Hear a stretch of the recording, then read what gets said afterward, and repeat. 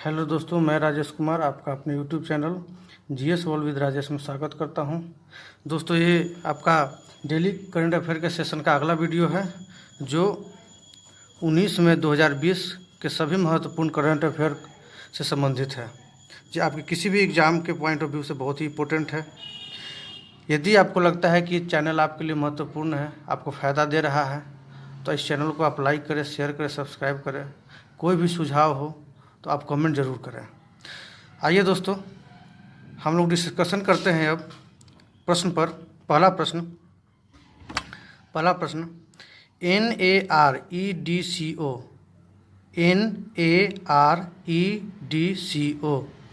के नए महानिदेशक राजेश गोयल बने हैं। इम्पोर्टेंट क्वेश्चन है दोस्तों, आपके एग्जाम में पूछेगा।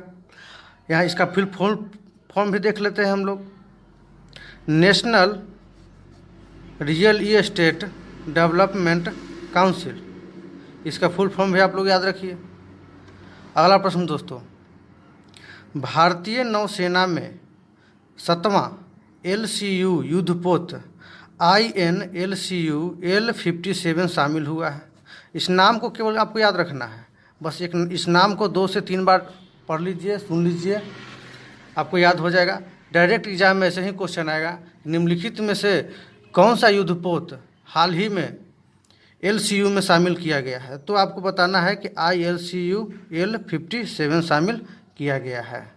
भारतीय नौसेना में कौन सा LCU युद्धपोत शामिल किया गया है, तो INLCU L57 शामिल किया गया है। आइए दोस्तों, अगला प्रश्न। ICC की क्रिकेट समिति ने बॉल को चमकाने के लिए बॉल को चमकाने के लिए थूक के इस्तेमाल पर प्रतिबंध लगाया है। दोस्तों, जब क्रिकेट होता है तो उस समय खिलाड़ी बार बार थूक लगा करके बॉल को चमकाते हैं। तो हाल ही में ऑस्ट्रेलिया ने भी इस पर प्रतिबंध लगाया है और अब ICC ने भी इस पर प्रतिबंध लगा दिया है। अब ICC का जिक्र हुआ है तो इसके अध्यक्ष है शशांक मनोहर और हेडक्वार्टर कहाँ पर है, दुबई में। तो तीनों पॉइंट को आप लोग याद रखिएगा। आइए दोस्तों, अगला प्रश्न। बुंडेसलीगा फुटबॉल लीग कोविड-19 के लॉकडाउन के बाद शुरू होने वाला विश्व का प्रथम खेल स्पर्धा बना। बुंडेसलीगा एक जर्मनी का फुटबॉल लीग है जो हाल ही में जो कोविड-19 की महामारी के कारण सभी देश अपना अपना लॉकडाउन किया था, उसके बाद बहुत सारे ऐसे प्रतियोगिता थे जो स्थगित कर दिए थे। उस स्थगन के बाद बुंडेसलीगा एक ऐसा खेल फुटबॉल लीग बना है विश्व का जो लॉकडाउन के बाद चालू हुआ है। वो है कहाँ का, तो जर्मनी का। इस कारण से ये आपके लिए इम्पोर्टेंट बन जाता है। नाम याद रखिएगा, बुंडेसलीगा फुटबॉल लीग। अगला प्रश्न। कर्नाटक के centre of excellence in cyber security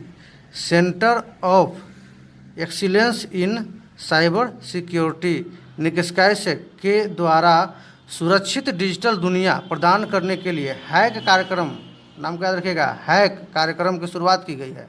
आज के समय में ऑनलाइन काम होने से बहुत सारे लोगों को दिक्कतें हो रही है, सिक्योरिटी उसको नहीं मिल रही है, डाटा लीक हो जा रहा है, बैंक से अकाउंट से पैसा गायब हो जा रहा है। इस सभी चीज़ पर प्रतिबंध लगाने के लिए एक ऐसा प्रयास किया गया है कर्नाटक सरकार द्वारा, हैक कार्यक्रम की शुरुआत की गई है। आइए दोस्तों, अगला प्रश्न में। मराठी लेखक तथा नाटककार रत्नाकर मतकरी का निधन हो गया है। बहुत ही इंपॉर्टेंट क्वेश्चन पूछेगा कि हाल ही में रत्नाकर मतकरी का निधन हो गया, वो किस क्षेत्र से संबंधित थे। लेखक भी ऑप्शन में रहेगा, 3 ऑप्शन दूसरा दे देगा, या तो नाटककार ऑप्शन में रहेगा, 3 ऑप्शन दूसरा दे देगा। तो आपको बता देना है कि ये लेखक भी थे और ये नाटककार भी थे। कौन, तो रत्नाकर मतकरी। अगला प्रश्न। विश्व स्वास्थ्य विभाग का 73वां सत्र वीडियो कॉन्फ्रेंस के माध्यम से किया गया। विश्व स्वास्थ्य सभा, ये WHO का एक सभा है। WHO का full form world health organisation, इसका सभा है, इस सभा के द्वारा ही पूरा निर्णय लिया जाता है। इसका 73वां सत्र वीडियो कॉन्फ्रेंस के माध्यम से किया गया है। भारत का प्रतिनिधित्व किसने प्रदान किया? तो यहाँ के आपके स्वास्थ्य मंत्री डॉक्टर हर्षवर्धन सिंह ने इसका प्रतिनिधित्व किया, यानी कि इस मीटिंग में भाग लिया। आइए दोस्तों अगले प्रश्न पर चलते हैं। कोटक महिंद्रा बैंक वीडियो के जरिए KYC स्वीकार करने वाला देश का पहला बैंक बन गया है। तो आपके लिए इम्पोर्टेंट है, KYC स्वीकार करने वाला देश का ऐसा पहला बैंक बना है कोटक महिंद्रा कि वो केवल आप अपने दस्तावेजों का प्रमाणन वीडियो कॉन्फ्रेंस के माध्यम से करवा सकते हैं। KYC में क्या होता है, जितने भी आपके दस्तावेज हैं, आधार कार्ड हो गया, पैन कार्ड हो गया, इन सारी चीज़ का आप क्या करते हैं, बैंक में जा कर के अपने खाता से लिंक करवाते हैं, प्रमाण दिलवाते हैं। तो अब वीडियो कॉन्फ्रेंस के माध्यम से ही कोटक महिंद्रा इस चीज़ का प्रोग्राम को करेगा। अब तो देश का पहला देश बन गया है दोस्तों, तो इसलिए आपको इम्पोर्टेंट हो गया कौन? कोटक महिंद्रा बैंक। अब इसका हेडक्वार्टर कहाँ है? तो मुंबई में है। इसकी स्थापना 2003 में हुई है और इसके CEO और MD कौन है? तो उदय कोटक। तो सारे चीज़ों को आपको याद रखना है। स्टैटिस्टिक्स जीके के रूप में हो गया और ये आपके करंट के रूप में हो गया। अगला प्रश्न, आत्मनिर्भर भारत के लिए 211 गायकों ने मिलकर जयतु जयतु भारतम, नाम याद रखिए, जयतु जयतु भारतम गीत गाया है। भारत के जितने भी बड़े बड़े सिंगर हैं, लता मंगेशकर हो गए, आशा भोसले, सोनू निगम, जो भी हैं, उन सारे बड़े बड़े सिंगरों के साथ में 211 गायकों ने इस गीत को बनाया है, गाया है दोस्तों। तो इसको याद रखिएगा आप लोग।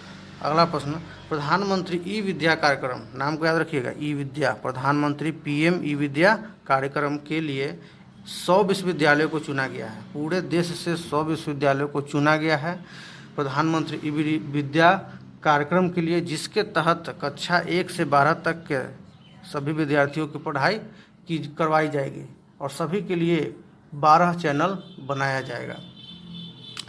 आइए दोस्तों अगला क्वेश्चन, अली बाबा के संस्थापक जैक मा ने सॉफ्ट बैंक के बोर्ड से इस्तीफा देने की घोषणा की है। अब आपसे क्वेश्चन बहुत सारा इससे पूछ सकता है कि अली बाबा के संस्थापक कौन है? तो आपका जैक मा है। जैक मा ने हाल ही में किस बैंक बोर्ड से अपना इस्तीफा दे दिया है? तो सॉफ्ट बैंक बोर्ड से अपना इस्तीफा दे दिया है। तो इस क्वेश्चन को कैसे भी पूछे आपको बता देना है। किसने? तो अली बाबा ने। दिल्ली विश्वविद्यालय ने पब्लिक हेल्थ स्कूल स्थापित करने की घोषणा की है। सबसे पहले किसने घोषणा की? तो दिल्ली विश्वविद्यालय ने घोषणा की। क्या चीज़ का घोषणा किया? तो पब्लिक हेल्थ स्कूल स्थापित करने की घोषणा की है। तो इस पॉइंट को भी आप लोग याद कर लीजिएगा। छोटे छोटे करंट अफेयर हैं, लेकिन इंपॉर्टेंट करंट अफेयर है जो आपको याद करना है और आपके एग्जाम में आएगा। यही सब आता है एग्जाम में, वन डे एग्जाम जितना भी है दोस्तों, सब में यही सब करंट अफेयर आता है। क्वेश्चन हल्का और भारी तब होता है कि यदि आपको वो नहीं आ रहा है तब वो आपको भारी हो गया क्वेश्चन। वही क्वेश्चन यदि आप पढ़े हुए हैं, कहीं ना कहीं आप देखे हुए हैं, तो वो क्वेश्चन लगेगा कि ये तो बहुत हल्का क्वेश्चन पूछ दिया। ऐसी बात नहीं है, यदि आपको आ रहा है तो वो हल्का है, नहीं आ रहा है तो वो भारी है। अगला प्रश्न, परजीवी कवक की नई प्रजाति का पता चला है। एक परजीवी कवक की प्रजाति का पता चला है जिसका नाम ट्विटर के नाम पर रखा गया है। पूछेगा क्वेश्चन आपसे कि हाल ही में परजीवी कवक प्रजाति का पता चला है, जो उसका नाम निम्नलिखित में से किसके नाम पर रखा गया है? तो ट्विटर के नाम पर, फेसबुक के नाम पर, व्हाट्सएप के नाम पर। तो आपको बताना है कि ट्विटर के नाम पर रखा गया है। अब ट्विटर के नाम पर इसका नाम रखा गया है, तो इसका नाम क्या रखा गया है? तो ट्रोग्लोमाइसेस ट्विटरी। नाम थोड़ा टेढ़ा है लेकिन आपको याद करना है। याद करना क्या, एक बार दो बार इसको देख लीजिएगा, आपका ऑप्शन में आएगा तब इसको तुरंत बना दीजिएगा, ट्रोग्लोमाइसेस ट्विटरी। आइए दोस्तों अगला प्रश्न, बेसबॉल के खिलाड़ी Bob Watson, important question, Bob Watson का निधन हो गया है। अब पूछेगा क्वेश्चन कैसे कि हाल ही में बॉब वाटसन का निधन हो गया है, वो किस खेल से संबंधित है? तो बेसबॉल के खिलाड़ी हैं। या तो पूछेगा कि हाल ही में बॉब वाटसन का निधन हो गया, उनको और किस नाम से जाना जाता है? तो द बुल के नाम से जाना जाता है। ये भी क्वेश्चन पूछेगा कि हाल ही में बॉब वाटसन का निधन हो गया, वो किस देश के खिलाड़ी थे? तो अमेरिका के खिलाड़ी थे। तो एक ही थ्योरी में आपका 4-5 क्वेश्चन निकल जाता है।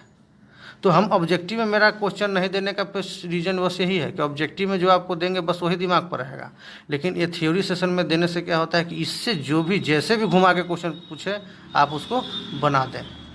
दोस्तों अगले प्रश्न को देखते हैं। हाल ही में फ्लिपकार्ट ने विशाल मेगा मार्ट के साथ समझौता किया है। फ्लिपकार्ट ने किसके साथ समझौता किया है?